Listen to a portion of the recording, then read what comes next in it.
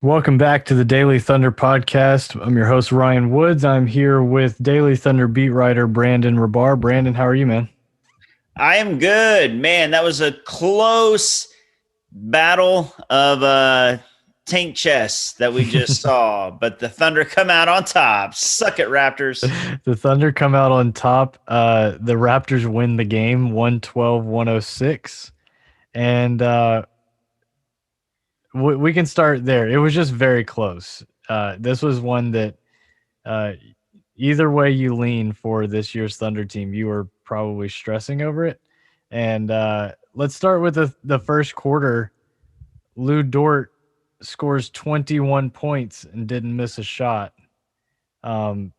Pretty outstanding. Like, we've seen some really awesome offensive nights from him, including a 42-point night just a couple games ago. But he's awesome on the offensive end now. It's crazy. He was 9 for 15. Again, he's doing this so efficiently. If you'd have told me Lou Dort is scoring 25, 30 points a night, I'd be surprised to see how efficiently he's doing it. 60% from the floor, 62.5 from 3, 5 from 8, and then 6 of 8 from the free throw line.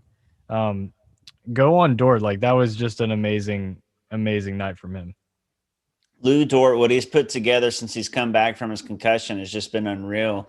I tweeted this out, but when you just break it down, what he's actually done is just ridiculous. He's now gone for 29 points, 5 of 8 from 3. That was tonight. His last game, 26 points, 3 of 8 from 3. And then before that, 42 points, 7 of 11 from 3. This is from a dude that was an undrafted defensive specialist. The only reason he wasn't drafted was because he couldn't shoot. And look what he's doing. He's up to 35.1% on the season from 3. I mean, he's shooting league average. If you can get league average 3-point shooting from Lou Dort with what he brings on the offensive end, and he's 21 years old and constantly improving his game, I mean, it's just really impressive. He's been the focal point of the offense. He's been driving the offense since he's come back and Shea's been out. And really, he's delivering exactly what Thunder fans want. They want close, competitive, fun games, but ultimately a loss to help get a top 5 pick. And that's what these games since Lou Dort is brought. That's what they've been. You know, it's funny because they've gotten blown out a lot lately, but that's when Dort was out, and Shea and Horford and Mescal and all those guys. But with Dort playing, the Thunder are keeping the games close, you know, even against the Jazz. You know, tonight obviously was kind of a role reversal. The Thunder's last win was actually against the Raptors, and that's what kind of flipped the switch. The Thunder probably had no business winning that game because they were down everybody, and the Raptors were still playing people at that point, and the Thunder won that game. Yeah. And now tonight, the Raptors sat everybody, and they squeak out a win. So kind of a role reversal. But I just love what I've seen from Lou, and he's kind of delivering the perfect games for Thunder fans. Last 4 games from Lou Dort, averaging 28.5 points while shooting 54.8% from 3, 17 of 31. Yeah, that would make him the number 5 highest scoring player in the league.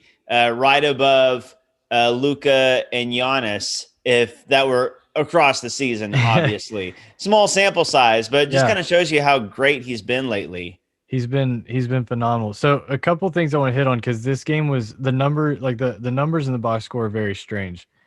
The starters all got wiped. Toronto's starters, it really was that first quarter stretch that kept, like, they gave Oklahoma City a lead to end the first.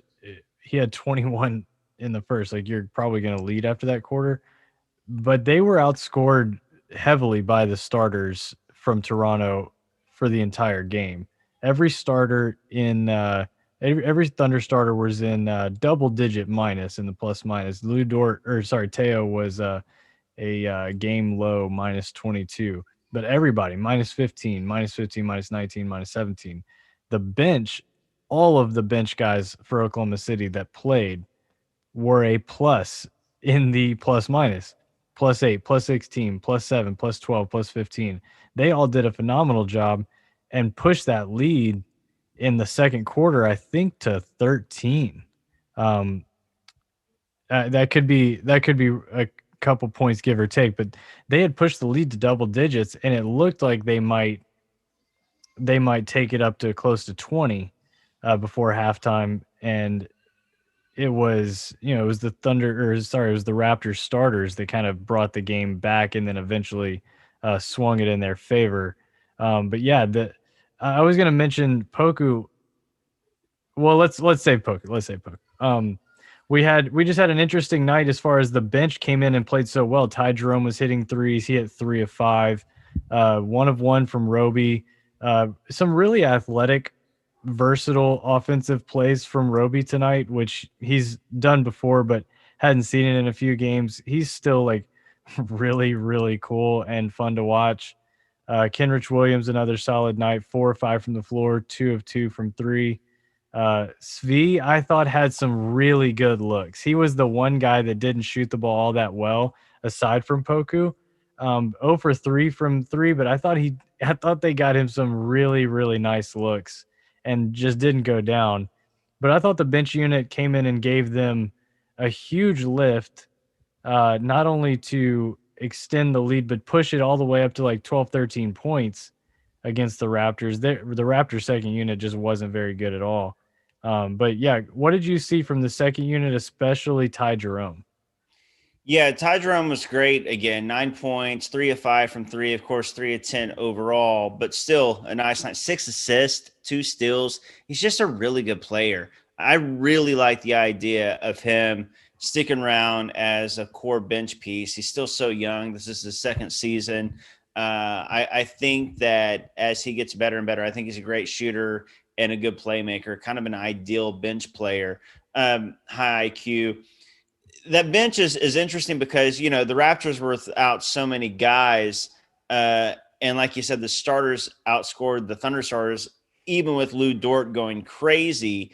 And a lot of that has to do with the Thunder's just so young, even though the Raptors were starting guys that weren't their starters. There's a little bit more season there. They've got a little bit more experience. And then the Thunder bench, yeah, they're young too, but Kenrich Williams is a vet now, a young vet, but still. Tony Bradley's been around for a couple years now.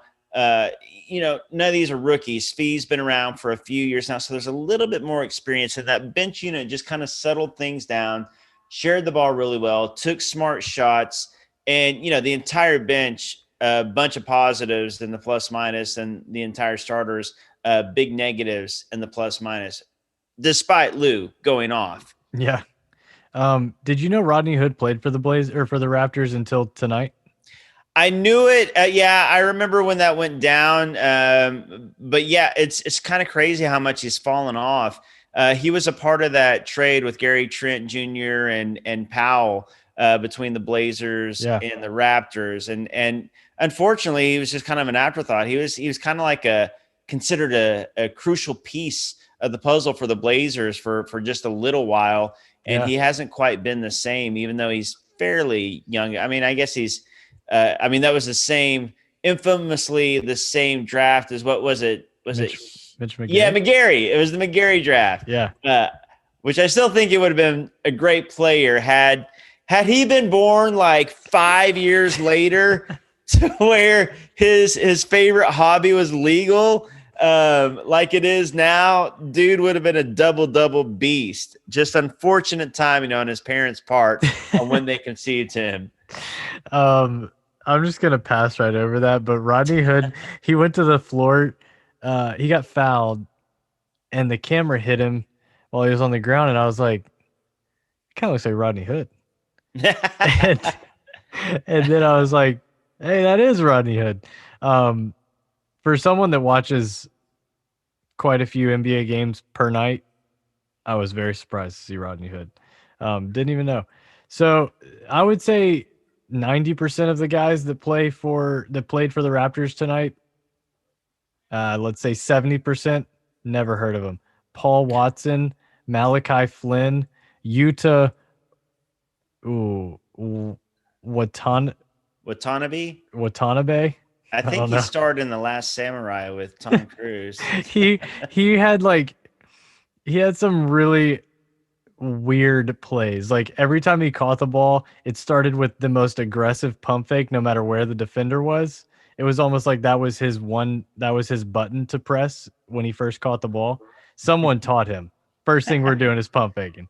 Um, so I've heard of DeAndre Bembry, Mhm. obviously Rodney Hood, Stanley Johnson. Stanley Johnson was a top, what, 8 pick? Yeah, I remember liking him a lot out of that I draft. really liked him. He was supposed to be like the 3-and-D guy, Yeah. like quintessential Yeah. great D, and had a great 3-point shot. And then he just I don't know what happened. Really, they were carried tonight by Chris Boucher, who had a great night. A Yeah. great night. 10 of 16 from the floor, 6 of 9 from three. First of all, Hey. nice. Yeah. And hit some huge shots late. And then Gary Trent Jr., who didn't shoot the ball. I mean, he shot the three pretty well, 5 of 10, was 9 of 25 from the floor, 36% from the floor. That'll happen when Dort's in your pocket all night. Yeah. Um, but they gave him just enough to get across the finish line. But at the end of the game, let's go to Poku now. First thing we'll read this. Poku is the first rookie since LeBron James ever heard of him in 2004 to register 5+ points, 5+ assists, 5+ rebounds, and 5+ blocks. He finished with 8 points, 7 rebounds, 5 assists, 6 blocks. He was awesome. His playmaking was really, really, really good. His rim protection obviously was really good. 6 blocks is pretty impressive. That's a Thunder rookie record. And yeah, the passes he makes, he's learning to go he's learning to go by his guy and find players either cutting or spotting up. I think he's just a fantastic playmaker at his age. I'm so impressed. The slingshot pass he made to Dort into the corner. I believe that was in the first quarter. So fun to watch. It's just great. I love his skill set. Love the size. Love the kind of recklessness he plays with. I don't mind it at all, especially right now. He only turned the ball over one time, and I feel like he's making pretty much the first creative play that comes to his mind, and he's only turning the ball over one time tonight. I thought he did a great job. He had some awesome looks from three late in the game that could have won it, that really could have won the game. And a couple of them were on line, a couple of them hit both sides of the rim, a couple of them weren't close, but man, I thought surely the next one's going down, and he came up with a couple great looks that just didn't go. But I thought he had a really good night overall. Yeah, he did. We all get caught up so much in whether guys make shots or not, and a lot of times whether they just make 3-point shots or not. But there's so much more to the game than that. And I know that he's got to make those shots, at least some of them, for him to be a high impact player. But we've talked about this with Poku all season long. How many times have we said, if his shot was just falling, he's had a great game, and tonight was really an awesome game. Besides the shot not falling. Yeah. I mean, 6 blocks, that's ridiculous. And I'm telling you, he could have had double-digit assists. He had 5, but he had so many nice passes, kind of perfect pocket passes and just timing passes and things like that. A lot of guys missed like easy bunnies, or he put it perfectly and then they got fouled while they were going up. Some missed threes on some buckets he created. He could have had a lot more assists. And he showed some things, again, driving to the hoop, using that left hand to scoop it up and make a layup. And really, a lot of his threes were kind of – I know this sounds ridiculous because it's a make-or-miss league. I get it. But really, a lot of them were like in and out. Like they look good, like his form, like his release. it like rattled around and bounced out, or it just hit like back rim. You're like, oh, an inch more this way, it's a rip. It's just one of those things. And you can kind of get in your head a little bit as a shooter when you start missing a few and you kind of start thinking about it too much. But overall, just as a game, besides the shooting, I thought he was the Thunder's second best player tonight, despite the fact he went 0 for 8 from 3. Yeah, he was solid. I love the lefty like finger roll from like just inside the free throw line. That was a lot of fun. Yeah. Another one was he came down the floor. He was around half court, and Lou was in the left corner, or the left wing, and he threw that pass to him in traffic. Kind of had guys in his face, but it looked like he had jumped to throw the pass, but it looked like he threw it while looking at the right side of the floor and just threw it left. And it was really, really cool. Stuff that early in the season tended to result in turnovers, but he's pulling a lot of the stuff off that he really likes to do, the stuff that has a lot of flair to it. I just thought he was awesome. What'd you see from Baisley? He was 6 of 15. He hit 3 of 5 threes, 8 rebounds, 1 assist, 1 block. He had 16 points, but I didn't feel his impact on the game like I did the other night. Yeah, and he had 5 turnovers again. I mean, Baisley's been so up and down, even we've talked about him being up and down this season, but he's even up and down within a game. Like, it's hard to gauge what his game was. 16 points is nice, but it was on 15 shots. 3 of 5 from 3 was nice because he's been so off from 3, except for that very first game back. But then he was 3 of 10 on 2-point shots. It's such an interesting thing with him because it's kind of always one or the other. Like, he's been shooting really well because he's been taking it to the rim and attacking, but he's been missing from long distance. Tonight he hit from long distance, but then he couldn't hit, within the paint. So and then the turnovers seem to be kind of a consistent deal. I still think he's got potential. He's still got, great handles and kind of, a unique skill set for what his body and length and all those things are. And he's still so young. But it's just all about consistency with him, not even from game to game, but like within a game, because it's hard to gauge. 16 points on 15 shots, 3 of 5 from 3, 8 rebounds is nice. Only 1 assist to 5 turnovers though. So is that a good game or a bad game or just kind of a in-between game? I guess it's an in-between game. Yeah. It's tough to, there's positives and negatives, but like you're saying, it's tough to judge like how it nets out. Right. And then that seems to be what I'm doing with Darius after every game, it seems like. And again, he's young and he's been injured for a long time and it's just the second season. And both the seasons have been weird with this COVID deal. So I'm not, piling on Darius. And when you look at just the raw numbers, I mean, his last 3 games, 16, 19, 22, but then last game he was 1 of 10 from 3, but then he was 6 of 8 from 2. I don't know, Ryan. Yeah. I mean, that's exactly right. That's kind of my general feelings when it comes to Baisley the last few games. And he is still getting his feet underneath him. Like, we should mention that. Like, he's still coming back from a lengthy time off the floor. All right, so Oklahoma City drops this one. It was a big one. This is 10 in a row. They play Washington tomorrow night. On a scale of 1, let's do it like this. You have 2 kids, correct? 2 young ones. Do they cooperate more than the Houston Rockets? Oh, geez. The Rockets are the worst, man. They just like, when you want them to win, they'll lose. When you want them to lose, they'll win. I don't know. I mean, I guess at this point we want them to lose every game, but this was like the one time we really were rooting for the Rockets to lose, and they've been losing all season long, like every game. John Wall was out too. This would have been such a big game for the Rockets to lose because they're playing the Magic. The Magic are number 4 right now. The Thunder are number 5. The Magic have 18 wins. The Thunder have 20. If the Magic could have picked up that one win, would have been big. Would have had a 1-game difference, and the Magic still had to play the Pistons and the Cavs. That would have been a big one. It would have been huge. That would have brought Orlando to 19-38. That would have been 1 game back of Oklahoma City. Just a blow.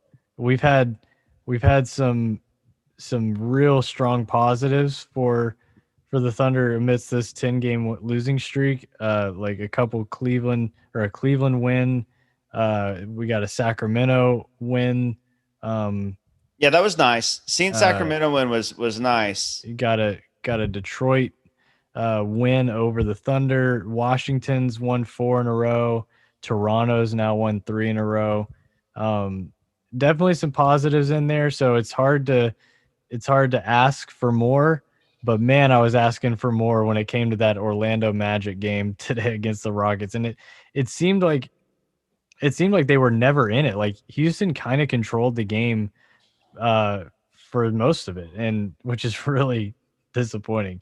It was, and honestly, not a great look for the Rockets. They're now back to identical records with Minnesota. Obviously, 14, like obviously the top 3 are all the same odds. Like they all have a 14% chance of getting the number 1 overall pick. But Houston, if they're the 1 seed, or not the 1 seed, if they're the worst record, if they finish with the worst record, the lowest they can drop is 5. So they are now back tied, identical records with Minnesota after that win. Oklahoma City, when you're looking at Tankathon, they're the team that's really doing the most. 10 in a row is now the second longest losing streak in the history of Oklahoma City basketball. And it feels like it, doesn't it? Like we've been used to like the exact opposite of this. This is a very strange feeling to say the Thunder lost 10 in a row. I mean, the Thunder had the second best win percentage in the NBA for an entire decade. And this is like coming out of the gate, like move from Seattle, boom, 1 bad season, and then the second best record in the NBA for an entire decade. And even seasons where people thought that they would underperform or not make the playoffs, like last year with CP3, they make the playoffs. The Russ MVP year after KD left made the playoffs, being competitive. And so, yeah, this is an odd deal. But even this season, the Thunder were overperforming. They had to rest Al Horford, Mike Muscala, trade away George Hill, Hamidou Diallo, and then SGA had to be out with injury. Lou Dort had to miss some games just to make up ground to try to get a top 5 pick because they were still too good after all this was said and done. And honestly, if SGA was still playing, even with Horford and Muscala rest and all these guys, I mean, they'd be closer to the play-in right now than they would be a top 5 pick. Yeah. And the work continues tomorrow because they're only a half game ahead of or behind Cleveland. However you want to say that. They're only a half game separates those 2 teams. So tomorrow we get to see Oklahoma City take on Russ. Russ is in the midst of like this Godzilla rip through a downtown metropolitan area. Like he's been awesome. It's insane what he's done over the last like 10, 15 games. I believe he's 9 away from the all-time record. Yeah. Is that right? Yeah. So I'm excited to see him tomorrow. That one's in DC. They just started allowing like minimal fans to Wizards games. And that's where I live. So nice. I may see about getting down there for that one tomorrow because I would love to see, especially if Dort's going to play and Poku are going to play, I would love to see them play Russ and see if Russ can get another triple-double against his former team. I would imagine he will. Assuming he plays, I would feel like The only way he doesn't get it tomorrow is if he doesn't play. The only way he doesn't get it tomorrow is if Lou Dort does play, and it'll just be That would from be a blast to watch. it'll just be from points because he's gonna have to pass it off to other guys for assists, and Lou can't cover Russ and those guys. No, I bet you. I'm sure Russ. I don't know. I would think that Dort's actually going to cover Bradley Beal. And if Maladone, God bless him, is covering Russ, then Russ is going to have a 2017 MVP type night. Yeah. And I love Maladone, and I'm high on him. But no, the Wizards have won 4 in a row. Don't think of this as like, oh, the Wizards that were at the bottom of the standings all season long. This is a different team. Russ is healthy now. He's been amazing. Bradley Beal, obviously, is a leading scorer in the league. They've won 4 in a row. And check it out. The Thunder's upcoming schedule. Now they've passed the Pistons and the Raptors. They've got the Wizards, Pacers, 76ers, Celtics, Pelicans, Pacers, Suns. Those teams all are at least in the play-in, want to be in the play-in, or they're high-ranking playoff teams. So all those teams want to win. So this losing streak, that's 3, 5. Well, that is 8 games in a row that I just rattled off, and then they play the Kings. But hey, if the Kings keep trying to win, we'll see what happens. This Thunder team could be looking really, really good next season if these draft odds keep going up and Lou Dort keeps improving and Poku keeps improving, and of course SGA, he's been amazing. He's going to come back as an all-star next season. So this is exciting. Just a little bit of maybe a down season and all these things, but it could turn around pretty quickly if the lottery balls go right. I'm looking at Tankathon now. Being 5th, like if you'd have told me a month ago, hey, Oklahoma City's gonna be 5th with like a month to go, I would be ecstatic. Yeah. Based on how much they were winning. But am I being greedy to really, really, really want that 4th spot?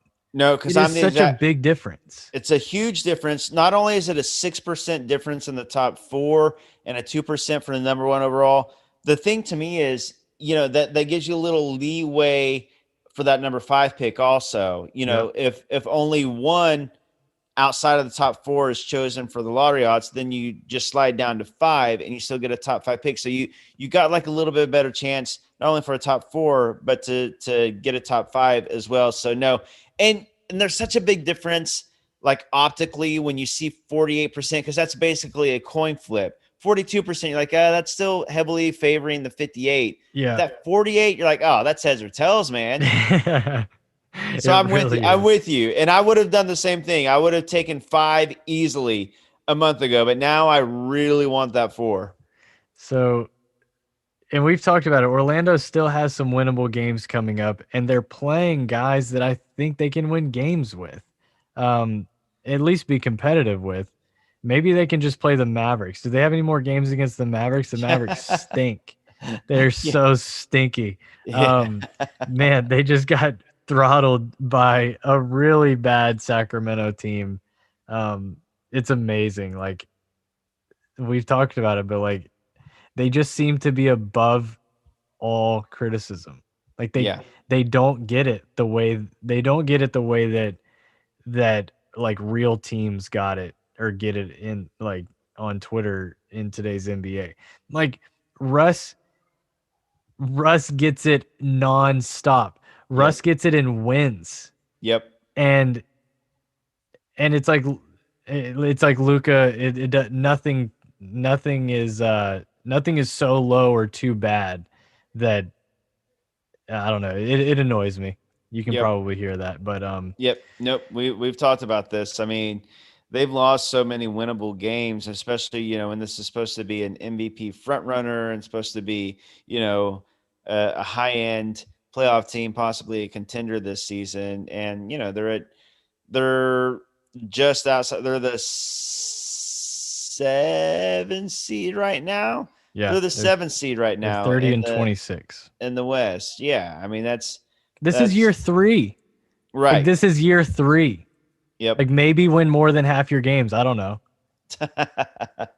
Um, and, and the Pelicans too. I mean, that's a whole other yeah, deal too. And Zion and he's got Brandon Ingram and they've got a pretty Lonzo Ball and Steven Adams. I mean, these teams, but for some reason they just don't get any criticism. I mean, they're not at all least super. for the Pelicans, you can say, well, like maybe they shouldn't have hired Stan. Maybe you shouldn't like extend Steven Adams, whatever you want to say. Like Rick Carlisle is awesome. We've seen him be awesome.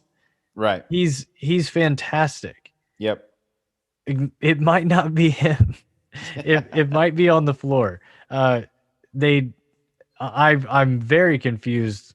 It was weird at the time, but like trading Seth Curry to get Josh Richardson and then not have Josh Richardson like guard the best guys on the other team Right. is very strange. Yeah. Yep. It's a weird flex, but okay. Um, but yeah, Dallas is weird Yeah. and they stink. What's good about tomorrow night? The Pistons and the Cavaliers play. So Yeah, I saw that's that. that's a win-win for the Thunder either way. Whether the Pistons win and get one game closer to the Thunder possibly, leapfrogging them, or the Cavs win and put a little distance between them and the Thunder I for the guess it 5 doesn't seed. really matter, but because it all comes out in the wash. But are you watching the win totals or are you watching the loss? Are you watching the win column or the loss column It's when it comes funny to these because things? when you're trying for the playoffs and looking at playoffs, you look at losses Yeah. because you can't change those. You can't make those up. Now I'm looking at the wins because the wins are more important because you Yes. can't get rid of those wins. Just like, so the wins are far more important to me than the losses Yes. because each of these bottom teams are going to keep piling up losses. That doesn't matter. I'm worried about the wins. With Detroit, they've only lost 3 less games, which is crazy to think. Like I just always thought of Detroit as this like basement team all year, and Oklahoma City was just winning. They were winning like 42% of their games not too long ago. And I'm Yeah. thinking like they've only won 3 more games now than Detroit. It's crazy. And they could after tomorrow could only be 2 games. I don't know how to root for that game because that would put Cleveland in a tie with Oklahoma City for 5 and 6. Right. But it would bring Detroit just 2 less or 2 more wins than Detroit if Detroit wins that game. Yeah, usually even when they're close like that, I can usually pick like, okay, yeah, it's a win-win, but I still want this team to ultimately win. This one, I don't know. I Yeah. really, really, I'm confident the Cavs will win at least 1 or 2 or 3 more games the rest of the season because they got their guys. So I think I'm slightly favoring the Pistons because I want that shot to, especially since the Pistons and Magic play one more time. If the Pistons got up to 18 wins, the Magic have 18 wins, that guarantees at least one of them 19 wins. And so, that's really close to the Thunder. Yeah. Yeah, it's gonna be big. And then on Tuesday night, Orlando plays Atlanta and Minnesota and Sacramento play. So hopefully Sacramento can get another win because the more Sacramento wins, the better right now. Because like you're saying, we talked about that last week is going to be very important. And even if Oklahoma City wins like one of those games, we just want we don't want to have to think about Sacramento passing uh, Oklahoma City in that last week. So another winnable game for Sacramento on Tuesday that will be interesting to watch. Yep, absolutely.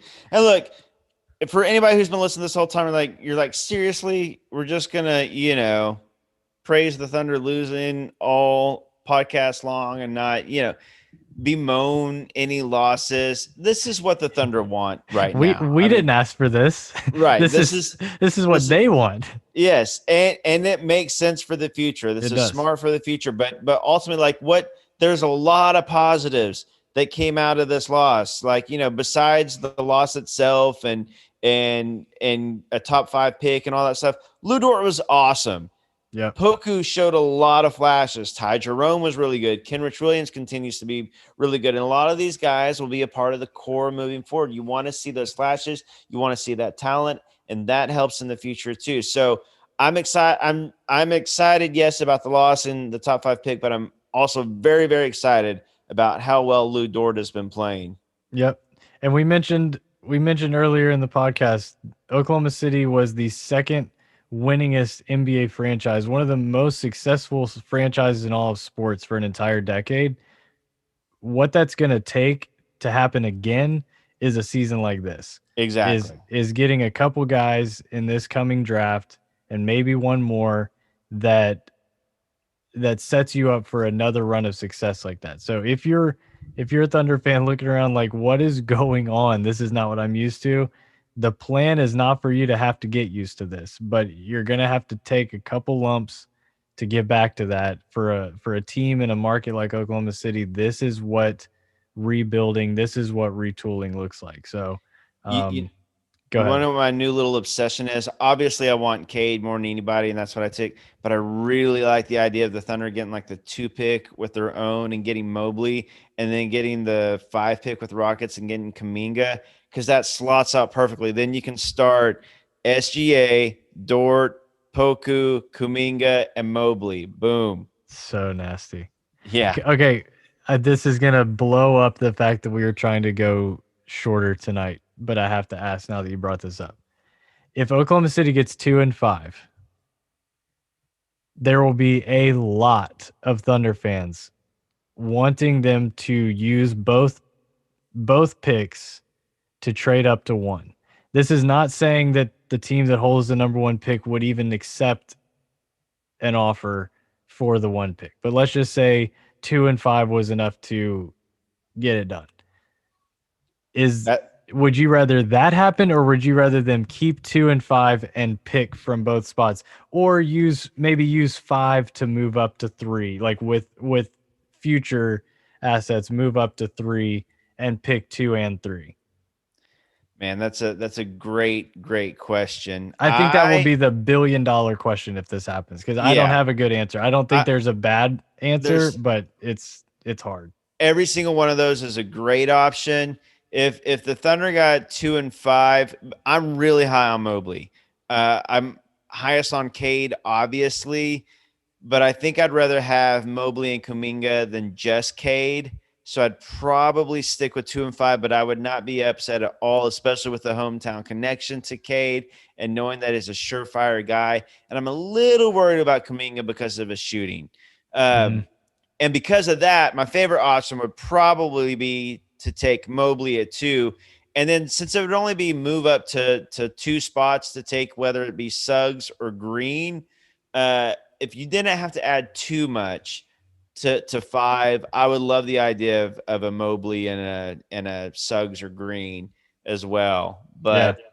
But yeah, I mean, these are all dream scenarios. I mean, so I've had a number of conversations about that exact topic, is of if they get 2-5, do you move up?